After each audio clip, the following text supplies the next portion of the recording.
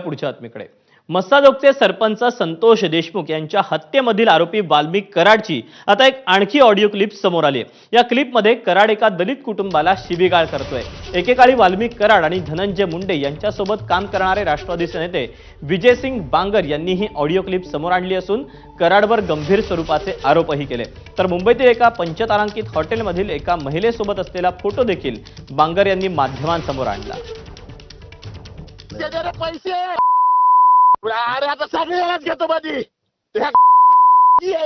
सगळ्यालाच मध्ये घेतो। कोड कुत्रा तू कडी हा सगळ्यालाच मध्ये घेतो। हे आलेले पैसे घेऊन गेले व्हिडिओ रेकॉर्डिंग आहेत। दरम्यान ही जी ऑडिओ क्लिप समोर आणली ते राष्ट्रवादीचे नेते विजयसिंग बांगर यांनी वाल्मिक कराडवर काय आरोप केलेत तेही पाहूया। दलित समाजातील सर्वसामान्य कुटुंबातील एक व्यक्ती ज्याला महत्वाकांक्षा होती की त्याच्या पत्नीला वाल्मिक कराडनी बहीण मानलं, त्याच्या कुटुंबाला आपलं मावशी काका केलं आणि त्याच लोकांना त्रास दिला। प्रकार असंच आहे, गळ्यात हात टाकायचं आणि संपवायचं। नाव घ्यायला मी घेईन, पण आता सध्या मला त्या कुटुंबानी आज रात्री मला म्हणजे काल परवा दिवशी रात्री मला 29 तारखेला परमिशन दिली की तुम्ही एवढं करू शकतात। म्हणजे तसं आणि करतो ना मी, वेळ आली तुम्ही मनोबल वाढलं।